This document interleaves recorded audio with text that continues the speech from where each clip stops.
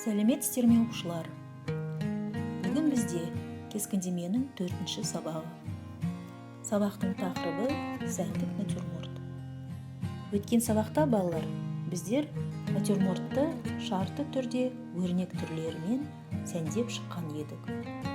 Ал енді бүгінгі сабақта жұмыстың келесі кезеңі ол сәндік натюрморттың түстік шешімі.